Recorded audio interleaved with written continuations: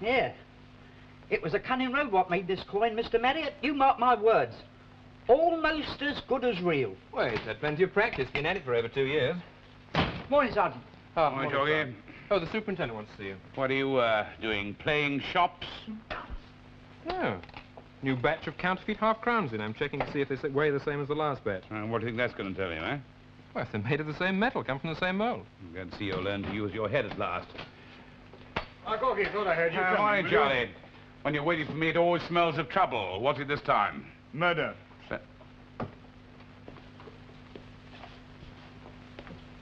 I want you to meet Mr. Longthorne. Sergeant Cork. Good morning. I do, sir. Mr. James Longthorne, the ship owner, I imagine, sir. Yes, that's correct. Ships are only one of Mr. Longthorne's interests. He has considerable industrial holdings. The victim was an associate in one of his enterprises. Oh, I'm sorry to hear that, sir. Who was it and what exactly happened? He was an engineer named Stevens. He was beaten to death last night in his workshop. I see. Where was this, sir? A place near Woodford. Woodford. Then what about the local police? Sergeant Cork, have if they... this were a matter for the local police, I'd hardly be wasting my time here. You see, Sergeant, Stevens was no ordinary engineer. He was an inventor working on a horseless carriage, like the one made by Carl Benz in Germany. Yes, he was a brilliant man. I had such confidence in his ability and in the future of his carriage, I actually invested money without security. Indeed, sir. Yes, as it happened, it was a gross error of judgment on my part. I later found the man was not entirely to be trusted. In what way, sir? It hardly seems relevant, but from information I received, I had reason to believe he was prepared to play me false. Have you any clue as to the identity or motive of the murderer? Clues, Sergeant, I leave to you. According to the local police, the motive was revenge. There was a lot of ill will towards him in the village. For what reason, sir? Prejudice. Stephen's carriage is propelled by an internal combustion engine. If you know what that means. I believe I do understand the basic principles correctly, sir, yes. Well, then you'll know that it makes a lot of noise. The locals considered it an invention of the devil. To make it worse, Corky, there was an accident. A horse, scared by this contraption, bolted and knocked down a boy. He's crippled for life. The father, a man named Yarrow, well, he's publicly threatened revenge. Yes, the accident was most regrettable, but the family could have sought a remedy in the courts. If they could afford it, sir. Their poverty hardly justifies them taking the law into their own hands. If indeed that's what really happened, sir. Sergeant Cork, are you being deliberately provocative? No, I'm being deliberately cautious, sir. When a man is due to be hanged, I sleep better if I know it's the right one. Yes, of course, rest assured, Mr. Longthorne, we shall find this murderer and see that justice is done. Which is no more than the public have a right to expect. Oh, one other thing. The local police have refused me entry into the workshop. I'm very anxious to know whether the carriage has been damaged, and to ensure that any confidential papers and plans are deposited with me for safekeeping. Perhaps you'll be good enough to see that that is done. Yes, certainly, sir. You'll attend to that, sir? I'll make it my personal business to see that both are kept safe, sir. I'll bid you good day. You... Oh, good day, sir. I would appreciate it, Superintendent, if you could keep my name out of this matter. Share prices always react sharply to unfavorable publicity. Yes, it is, sir. Yes, of course. All right, come on, lad. Am I to leave this? Yes. Get the hats, will you? You know, reading about that German horseless carriage? Yes, fantastic invention. Never seen one, though. Well, now's your chance. Last night, an English inventor, working on the same idea, was murdered. Come on, you old villain.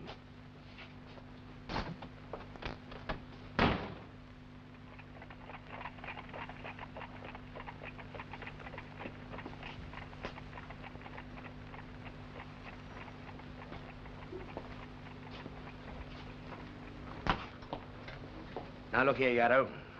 I've been good to you since I came to Woodford. Many's the time we've known you've had a plump rabbit in your pot, but I've waited till you got it safely tucked inside your kids' bellies before I sent making inquiries about poaching. That's right, Mr. Harper. I'll not say otherwise. Is it not so you swore you'd get revenge on Stevens for what happened to your boy? Well, I said I'd get revenge, but I never meant that I'd... Kill him? No. I can't say I blame you. I've got a boy of my own. But the law's the law. We're going to have to hang you. But I keep telling you I didn't do it. I don't believe you. Neither will Sergeant Cork. Cork? Ah, so you've heard of him, eh? Well, he's arrived from Scotland Yard, so you might as well own up, because when he sees you, you're as good as done for. But I never did it. All right, but he'll find ways of making you change your story. And don't expect any sympathy from me. Ah, come on, man, it's your last chance. Own up. We don't want those busybodies from London interfering in our affairs.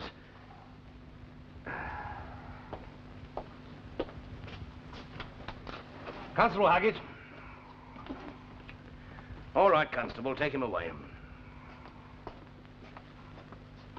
See he gets nothing but bread and water.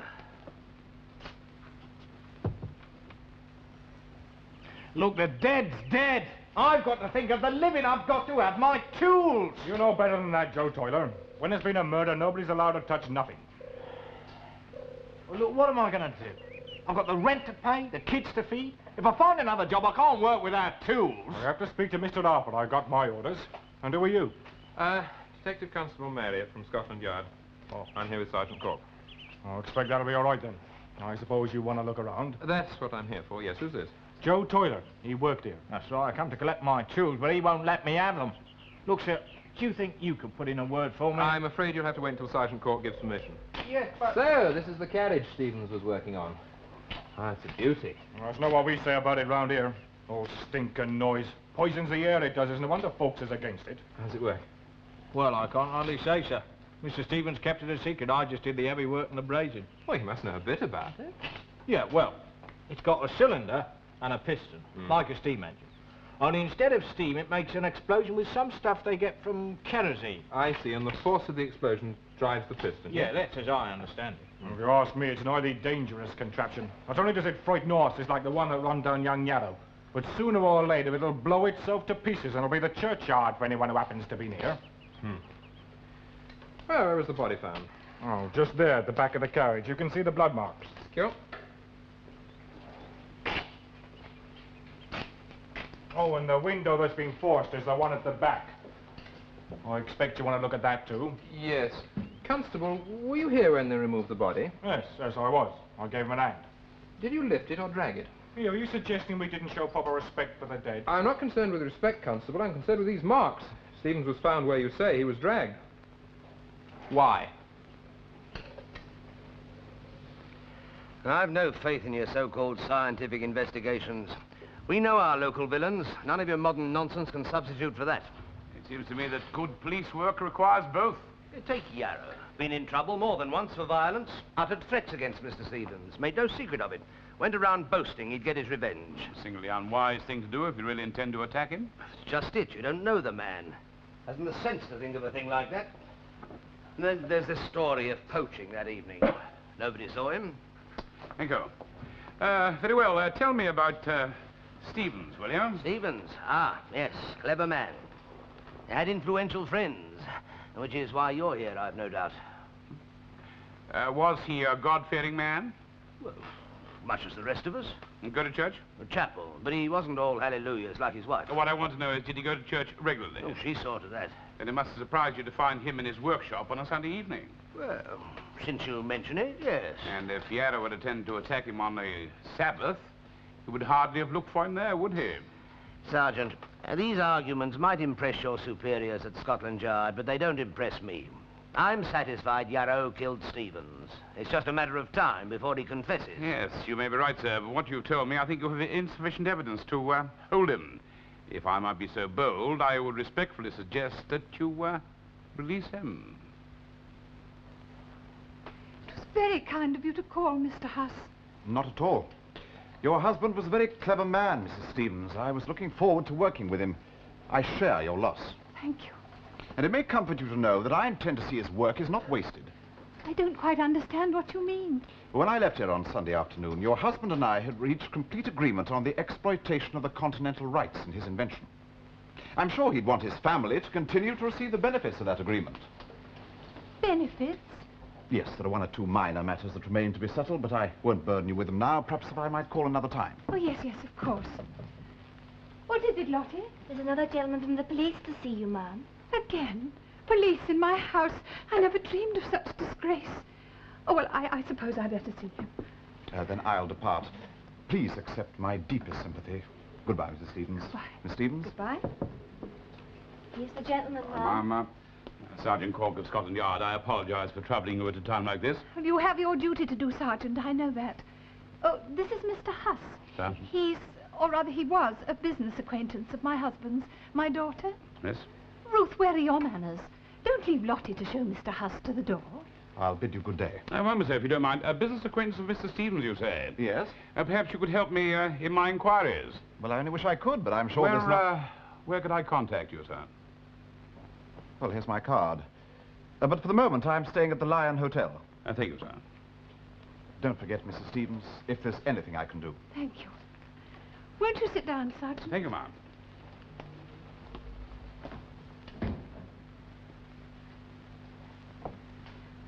What is it you want to know, Sergeant? I'm sure I have already told Superintendent Harper everything I can. Yes, I have spoken to him, ma'am. I gather your husband was somewhat unpopular with the local people. Yes, they all blamed him for the accident. And threats had been made against him. Yes. Did your husband take these threats seriously? It's difficult to know what my husband took seriously apart from his work. Certainly not his faith. His death was a judgment of the Lord. It would never have happened if he hadn't have broken the Sabbath. I'm sorry, you'll have to excuse me. Yes, of course, ma'am. Mother. Oh, please. Oh, dear, now she's upset again. My dear young lady, murder's a very upsetting business. Yes. I suppose you think I'm very callous because I'm not crying too. I assure you the thought had never entered my head. I shall cry at the funeral. I always do cry at funerals.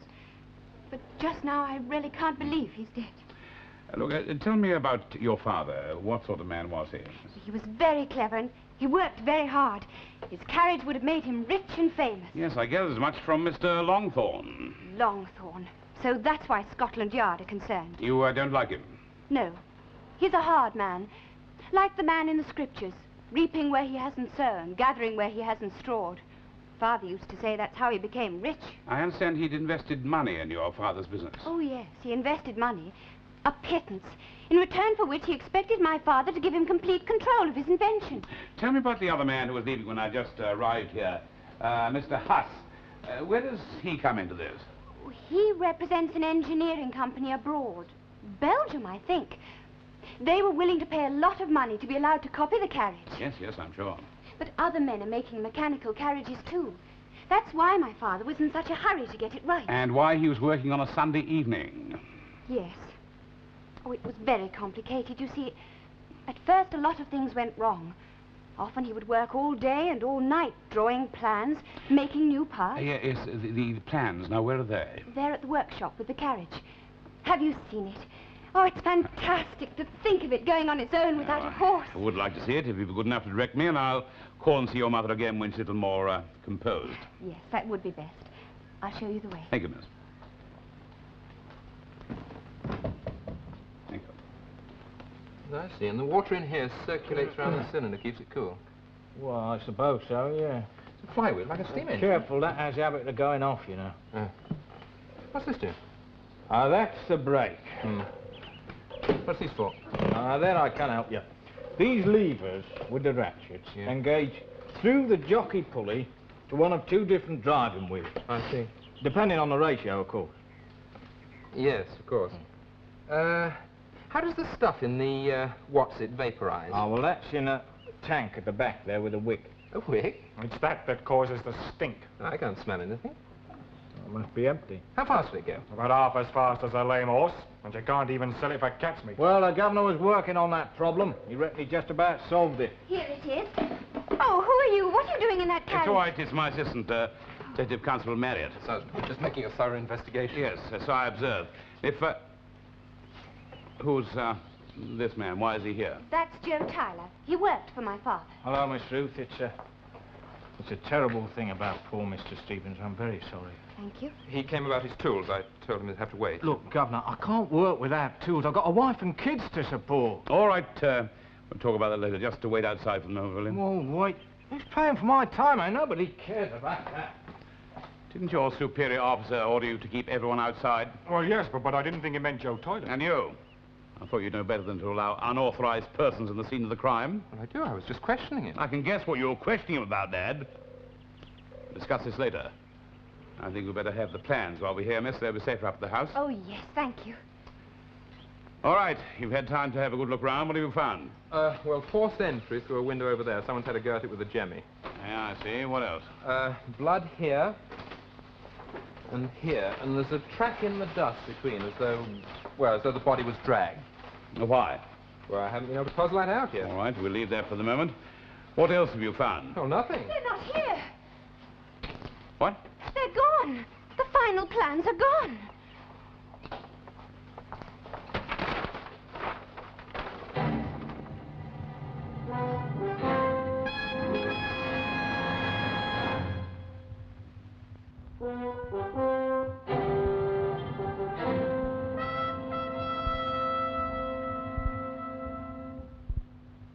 Well, it's your case now. I've done as you suggested and released Yarrow. Well, I don't imagine we'll have any difficulty in finding him if we want to. I shan't. I've detailed a man to watch him. When you've exhausted your theories, let me know. Morning, sir. Seen the doctor, son? Shut that door, will you? Shut the door, will you, lad? Oh, yes, I'm sorry.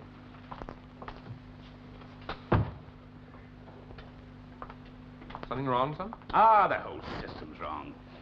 God knows how many poor unfortunate devils have been hounded to the grave by people who are too lazy to bother about justice. Harper. Yes. Well, there's always a jury. Jury? What can a jury make of a frightened, inarticulate man with a record of violence? An alibi he can't substantiate. Yes, see what you mean. Remember this, lad. Have any thoughts about a capital charge? They'll follow you to your grave. Now, what about the doctor's report? Fractured skull. He was hit on the back of the head by a blunt instrument. We know all about that. And no other details, are there? Well, there's a second injury on the front of the head. The doctor thinks that happened as he fell. Most of the blood came from there. What about his hands? Hands, no scratches or bruises. He obviously never had a chance to fight. Look, lad, look, were they clean? Clean? Well, he was an engineer. If he'd been working long before he was attacked, his hands would be all greasy, wouldn't they? Yeah, go on. No, they were clean. Yes, that ties in with the window. Looks as though the murderer got there first. Still, it's not conclusive. Someone could have forced that window to lead us astray. Now, who might that have been, I wonder? A friend or acquaintance who arrived with him? Yes, or someone with a key. Tyler. Yes, I want to see Tyler, but still, it's not conclusive. It's mere speculation. When are they holding the post-mortem? Not until tomorrow. Maybe it'll tell us something about the force of the blow that was used and the weapon or the tool that was used and we're looking for. Meanwhile, I'll have a word with Tyler.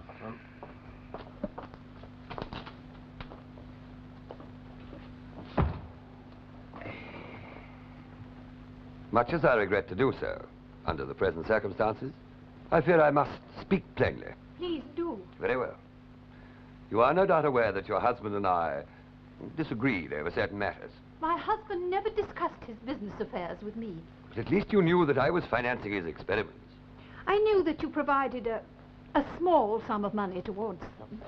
The amount is immaterial. But you must know that this gives me certain rights. Yes, but do we have to discuss all this now? I think it would be much better if it were left to my husband's solicitors. I should be only too happy to agree, were it not for the fact that the plans are missing. I'm gravely disturbed. I'm sure the police will do everything they can to recover them. If they were stolen. But if somebody passed them on to another party, this might seriously prejudice my interest. Look, I know nothing about business, and I think it is most inconsiderate of you to tax me with these matters at the moment. I shall try and do what my husband intended. And now I'm afraid I must ask you to leave. Very well. I had hoped that you'd look upon me as a friend, seeking only to protect our mutual interests. It would be most regrettable if anything should stand in the way. I didn't do it. That's not what I asked you. No, but it's what you want to know, isn't it? Do you think I'd take the bread out of the mouths of my own kids? I don't follow you. If you was an ordinary working man, you would. I've lost my job. The governor's dead. Wasn't all that good, but it kept a roof over our heads. We didn't go hungry. We could afford to be respectable. Now what's going to happen? Jobs round here aren't all easy to come by, you know. And then there's my tools that you won't... All right. All I want to know is where were you last Sunday evening? I don't. And who can confirm that? My wife. Anyone else? No? That's a pity. What do you mean, a pity? It's a pity that no one else can confirm that. But why do you say it like that? Like what? Why are you so scared? Well, anyone would be scared, wouldn't they? I was the one with the key. Everyone keeps asking me questions, and nobody believes what I say. There's only one person who should be worried, and you should know if it's you or not. It's not. Right. And I'd appreciate your cooperation. What else do you want to know? Did Stevens have many visitors? The workshop? No, not many. He was what you might call secretive. I had to keep everyone out. Everyone? Well, everyone except Mr. Longthorne. He's a sort of a squire around here and a big noise in London. Yes, I know, we've met. Well, he came and went as he liked. He put money into Mr. Stevens' experiments. Mr. Longthorne tell you that, Mr. Stevens tell you that Longthorne was financing him? Well, he never told me anything. Very close he was. And from whom did you find out about the money? Well, from Mr. Longthorne. Tell me, Mr. Longthorne discussed his financial arrangements with you? What? Well, no, it was more what I overheard. And what was that? Well, all sorts of things. Mr. Longthorne wanted to know how much longer the work was going to take. Look, I'm talking about finance. Yeah, well, that was it. He was always on about getting a quick return for his money. And what was Mr. Stevens' attitude to this? Well, he used to get angry. That's why he was always talking to this other gentleman. Mr. Huss? Yeah, I think that was his name. What were they talking about? Well, I don't know. Look, I don't know anything, really. It's no good asking me about the business. I was just there to do the brazing. You said that Mr. Stevens used to get angry. That's why you used to talk to the other gentlemen. Yeah? So you formed the opinion they were conspiring together to outwit Mr. Longthorne. Well, I didn't mean But that... don't beat about the bush. What else could your statement have meant?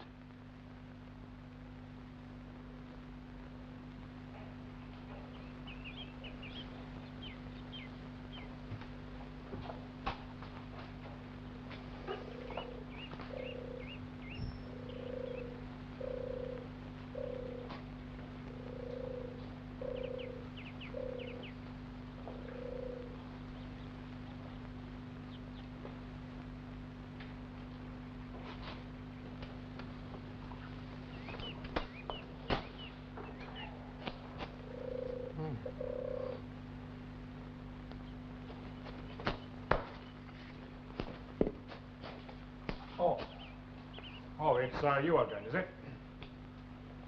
Well, you ought to take my place. You must like it here. Well, I just thought I'd nip back for another look round. Might be something we've missed. Your governor send you? What do you mean? Oh, I might be cabbage looking, but I'm not that green. You came back for another look at this old smoke car. Nonsense. I came back here to say that now we've finished looking round here, Superintendent Harper wants you to report back to the station. Oh, well, that's all right then, isn't it?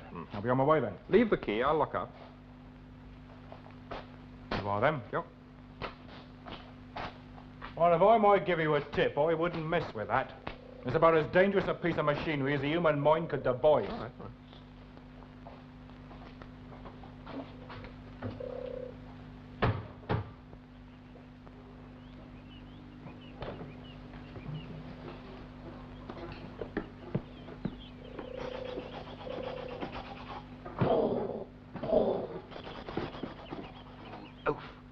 How dare you come here? Well, I had to see you, sir. I think I know. No? Who knows? What have you told them? Well, nothing, but you see... Then if you've told them nothing, they know nothing. Well, I'm not so sure. They've been questioning me. He went on and on. Who? Sergeant Cork? Yeah. He's cunning, he is.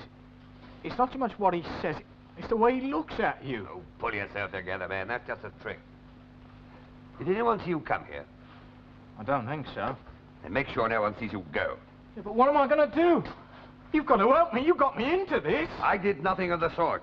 I asked you to get me those plans. I had a right to them, but you bungled it. Well, I told you I couldn't find them, and then Mr. Stevens came in and... And you panicked like the stupid oaf you are and used brute force to escape. I didn't mean to... You were so scared you didn't even stop to see if he had the plans with him. I don't know why I trusted you in the first place. Get out of here. If you don't help me, I'll tell them. And I'll deny it and you'll hang. Now, don't be a fool, man. Who's going to take your word against mine? I'm done for. I'm done for, I know it. I never meant to do it. I never would have laid a finger on him if you hadn't promised me money. Money? Ah, so that's what you're after. Well, you didn't get what I asked for, and you'll get no money out of me. I've got to have it. I've got to get away from him before it's too late. Oh, for heaven's sake, pull yourself together, man. Money's no use now. You start to run and you'll have every policeman in the country at your heels. What shall I do? What shall I do? Go home and behave normally. There's nothing else for it. I can't. I feel as though I'm branded with the mark of Cain. That's fantastic. He's got a jockey pulley right just next door to the drive. What are you talking about, a jockey pulley? What is a jockey Mother pulley? will be here in a moment. Won't you sit down? Oh, thank you, Miss Stevens. Oh, no, please don't sit there, Mr. Marriott. That was my father's chair. Mother says no one must be allowed to sit in it.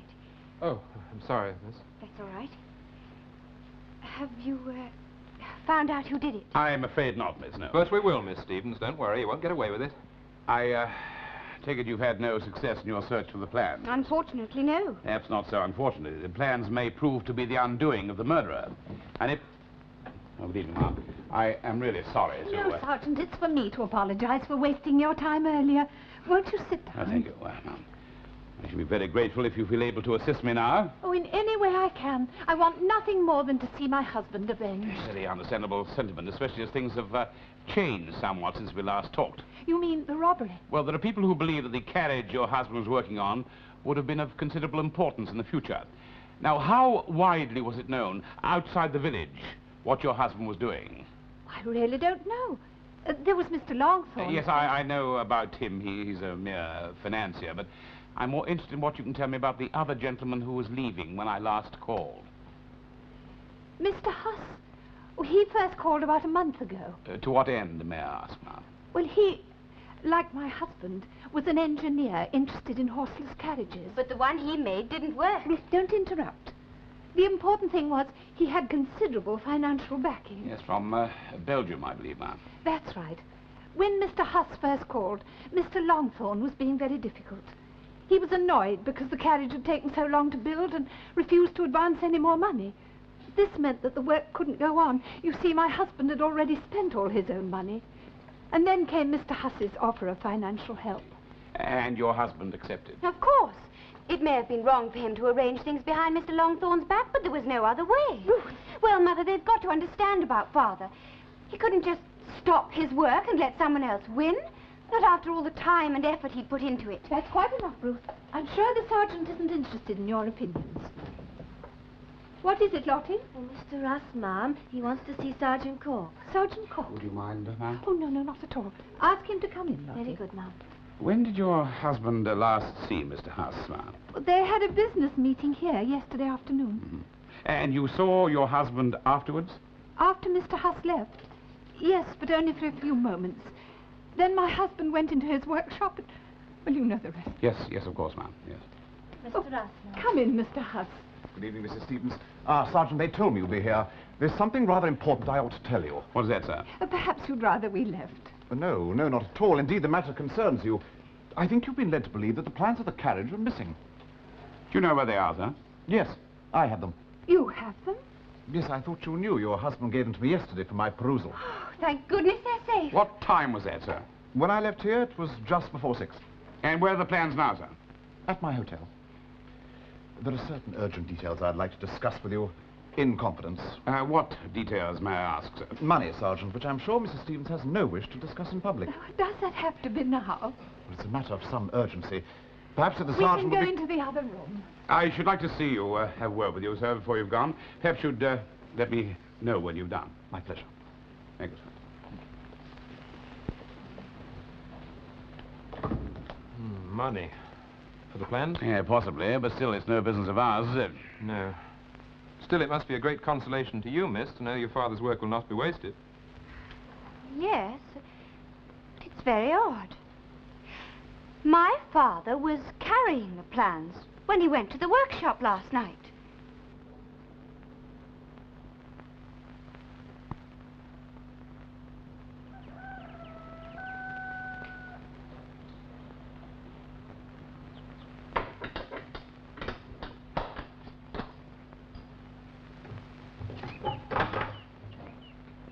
Oh, I'm sorry to bother you so early, lass, but... Oh, I forgot my cape. And Superintendent Harper would soon give it to me in the neck if I reported for duty without it. I thought you had a key. Oh, I did, but I gave that young fella from Scotland Yard. Didn't think I'd be needing it again. Well, where did you leave it? Oh, it must be somewhere over there by the carriage. Smells funny, don't it? Ah, it's horrible. Not like an ice hayloft. If you and me had half an hour to spare a nice bed of hay, we could... That's enough of that, Mr. Giles. I don't know what your wife would say if she heard you talking to me like that. You know what they say. What the eye don't see, the heart don't worry about. Oh, my God. Oh, what's up? Oh, get away. Oh, what did you Keep back.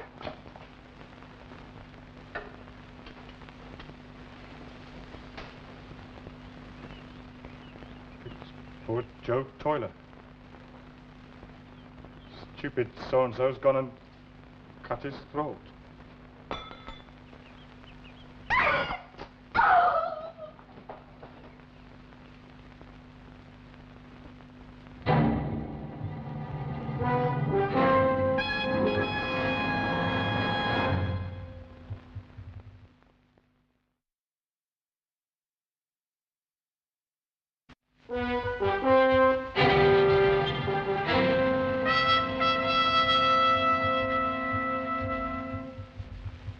This Scotland Yard nonsense is all right in theory, but as I've always said, it's your local man who gets results.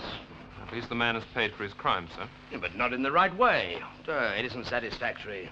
With all this villainy around, it seems better in the public interest to hang the wrong man as an example, rather than let the right man cheat the law by taking his own life. Well, I think that's a terrible attitude to take. Yes, so did I when I was your age. But when you've been dealing with rogues and villains for half your life, you realize that justice is an ideal.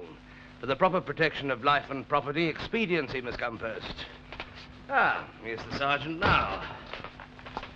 Hey, good morning. Why, sir, what's all this about Tyler having committed suicide? It's true. We've got the body. He preferred not to wait to be hanged. Aren't you rather jumping to conclusions, sir? With a note making a full confession? I hardly think so. Note? You never said anything to me about a note, sir. I thought I'd leave it as a surprise for Sergeant Cork. Oh, may I see it, please, sir? Yes, certainly. God have mercy on my soul. I didn't mean to do it. It was beside the body. Satisfied? Oh, I should know, sir. There's no mention why he killed Stevens or what he was doing in the workshop on that evening. Well, we're lucky to have that much. He wasn't exactly a scholar, you know, Tyler. Now, if it had been Yarrow, we'd have got nothing at all. He can scarcely write his own name. Doesn't look as though Tyler can either. The note's not signed. But it is his handwriting, and it's his body. What more do you want? I should feel happy if I knew why Tyler, a man with a key, decided to force his way into the workshop. Well, typical low cunning. He obviously thought it would put us off. I know. What was he doing there, sir? Petty theft. Any other Sunday evening, Stevens would have been in chapel. He knew that. Yes. You know, Sergeant, your trouble is, since you've made a bit of a name for yourself, you want to make a big mystery out of every case you get. As far as I'm concerned, the matter's closed. As far as I'm concerned, there are one or two matters I'd like explained, sir. Well, that's your affair. The man's confessed. I can't afford to waste time looking for logical reasons for behavior of a man in a panic. I'll leave you to worry about that.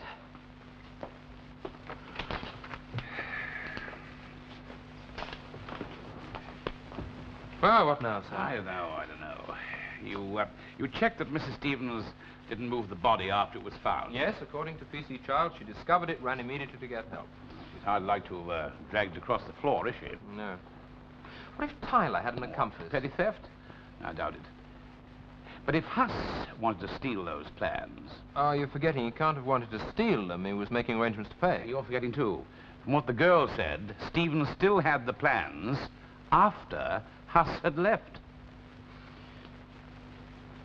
As far as we're concerned, sir, the case is closed. I'm personally satisfied that this fellow Tyler was the murderer. And so I may say is Superintendent Harper. And I suppose it's Sergeant Cork that wants the whole thing tied up in a neat parcel with no loose ends.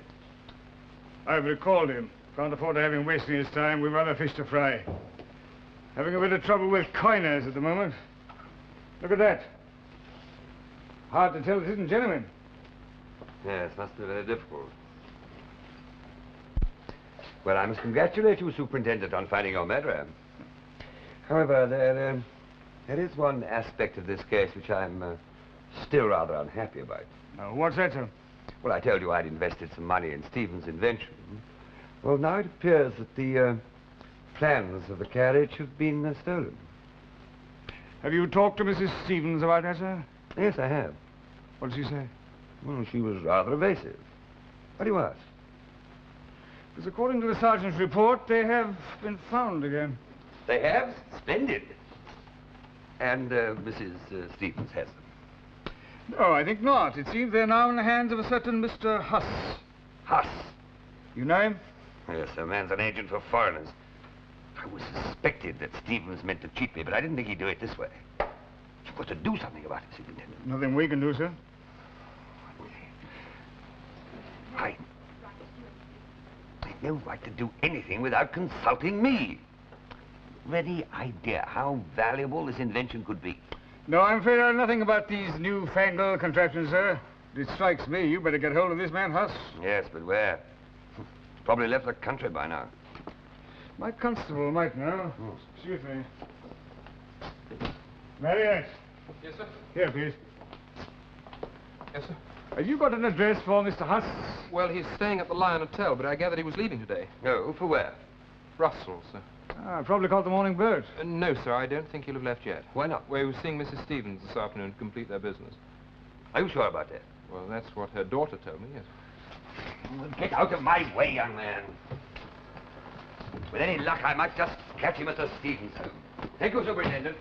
Not at all.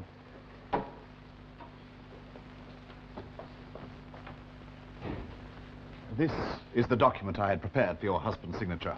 Oh, forgive me. I know so little about this sort of thing. Well, it's exactly as your husband wanted it. It gives me the right to reproduce his carriage in Europe in return for a sum of £250. So much? It seems an awful lot of money. Oh, my dear Mrs. Stevens, it is. But the sliding gear transmission that your husband developed and the design of the actual engine itself is a great advance on the work done by men like Daimler and Benz. I have tremendous confidence in its future. And I have to sign. Please, just there. Do you think I should consult my solicitors? Oh, please don't misunderstand me. It isn't that I don't trust you, but I feel so helpless. Well, by all means, Mrs. Stephen, consult them. Far be it from me to rush you into anything you're not happy about. But I must point out that this is a matter of great urgency. If, before you signed, some other inventor should demonstrate a mechanical carriage that will travel as fast, or faster than your husband's, we should no longer be able to interest foreign companies. Is this likely? We'll leave it for long, and it's not just likely, it's certain. Inventors throughout Europe are all competing. Now, I don't have to tell you how anxious your husband was to perfect his carriage with a minimum of delay. Yes, even to breaking the fourth commandment. Which he would not have done lightly. No. Well, perhaps I could see my solicitors tomorrow. I'm afraid not, Mrs. Stevens. I have urgent business in Brussels. I leave here at 5:15 in order to connect with a boat train to Dover. Oh, well, I'll sign it then. I couldn't bear to think of my husband's work being wasted.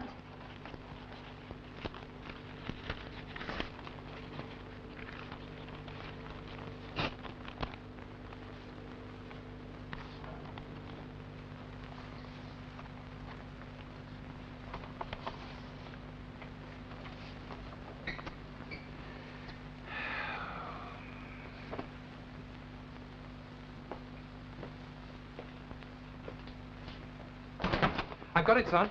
What? The doctor's report, post-mortem on Stephen, sent out from Let's have a Liverpool look Street. at it. Don't wave it about as though you got some vital chance, lad. Let's have a look at it.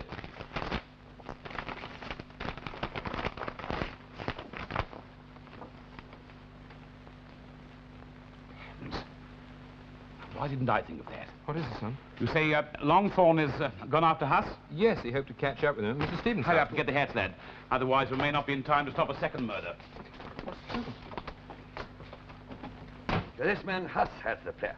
Yes. How dare you pass them on to him? You've no legal right, you know that. You're wrong, I'm sure. If my husband agreed to sell part of his own share, it was so that he could continue his work without being beholden to you. But he can't continue with his work. He's dead. You don't have to remind me. But yesterday I resolved to do what he intended to do. Very well. We shall see about that. Now, where's this man Huss now? I must see him at once. I'm afraid that will not be possible. By now, Mr. Huss is on his way to the station. He's catching the 5:15 train. He returns to Brussels tonight. Thank you, Mrs. Stevens. You've been most helpful. Why, what do you mean? I should get someone to look at your clock. It's 5.5 minutes past. Oh, Ruth!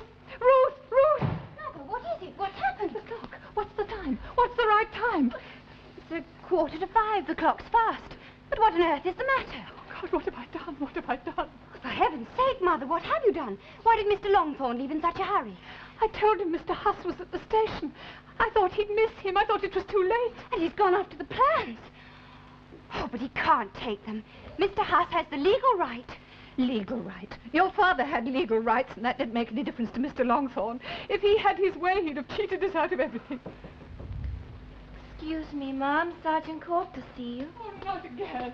I apologise for bursting out this How morning, but dare you it's a force matter of your way in emergency. here? The carriage that was departing as we arrived here. Who was it, ma'am? Mr. Longthorn. Was Mr. Huss with him? No, but why all these questions? Mr. Huss is at the station. He's catching the 5:15 train. Was Mr. Longthorn going after him? Yes. Oh, he'll never make it. It's 12 minutes to 5. Have you a horse and trap, ma'am? No, we had to sell them to pay for the work on the carriage, but... The why all carriage? this- The what? Well, if that thing goes, we might still do it. Come on, excuse me, ma'am. Excuse me. Thank you.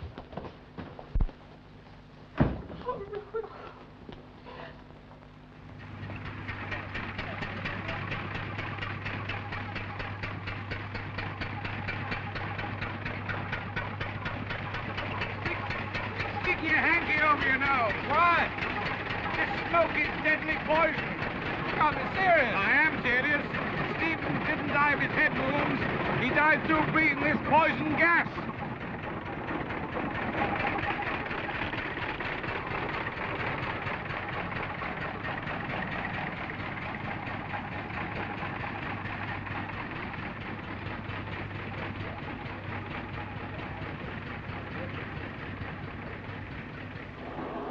I've nothing further to say to you. Now, out of my way, sir. I have the plans and the signed agreement, and there's nothing you can do about it. That is where you're mistaken. Until Stevens' will is proved, not even his wife has the right to dispose of his property. Now, you hand over those plans to me, or I shall call the police and have you arrested for theft. I don't think so. I've just paid £250 for those plans. £250? That's the sum I agreed with Stevens. Now I know you're lying. I offered Stevens 4 times that amount, and he refused to part with any further part of his interest. I must be more persuasive. No. More unscrupulous. Even I wouldn't stoop to cheat a man's widow. Out of my way, sir. Sergeant Cork, a very timely arrival. This man by trick has stolen the plans of the carriage. I want you to arrest him. Yes, as maybe, sir, but I'm here concerned with a more serious matter, sir. What matter? Murder. I'm still investigating the death of Mr. Stevens. Well, what are you talking about? The man Tyler admitted in his suicide note that he killed Stevens. No, he only thought he killed him, sir. As a matter of fact, he just knocked him out. Mr. Stevens died of carbon monoxide poisoning. Then it was an accident. No, sir, it was murder. Someone started the engine and dragged the body under the exhaust fumes. Are you suggesting, Sergeant, that one of us is under suspicion? Not under suspicion, sir. One of you is under arrest. Mr. Huss, I'm charging you with the murder of Mr. Charles Stevens. That's ridiculous. Why should you think that I am responsible? Because you, as an engineer, know all about an internal combustion engine. No one else concerned with this affair knew the fumes would prove fatal. Why should I kill Stevens, with whom I was negotiating? Because you never did reach an agreement. Stevens was very jealous of his invention. Money couldn't have persuaded him to part with so much of his interest. Holy Mary, will it? All right. Take away, Constable. Go. Sergeant, I don't understand. If Mr. Stevens didn't give him the plans, how did he get hold of them? He took them when he knew that Stevens was unconscious. Then why stop to pay Mrs. Stevens? My dear young man, how little you know about business. I'd already ensured that the design was covered by patent.